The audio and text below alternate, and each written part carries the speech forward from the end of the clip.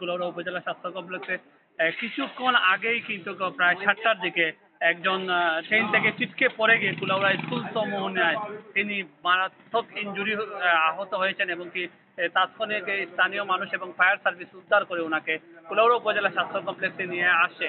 এখানে যিনি কর্তব্যরত চিকিৎসক ছিলেন উনি কিন্তু সামরিক চিকিৎসা সেবা শেষে ওনাকে মৌলভীবাজার তথা সিলেট রেফার করেন, সিলেট এমএজি উসমানী মেডিকেল হাসপাতালে রেফার করেছেন এবং কি উনি ওনার নাম পরিচয় দিতে পারছেন না এবং কি এক এক সময় এক এক ঠিকানা বলছেন এবং উনি এক এক সময় এক এক নাম বলছেন। এতে আমরা ওনার পরিচয় পেতে আপনাদের সুদৃষ্টি কামনা করছি এবং আমাদের ভিডিওটি আপনারা শেয়ার করে পরিচয় পেতে সহযোগিতা করুন এবং বর্তমানে ওনাকে কুলাউড়া উপজেলা স্বাস্থ্য কমপ্লেক্স থেকে রেফার করা হয়েছে সিলেট এমএজি উসমানী মেডিকেল হাসপাতালে।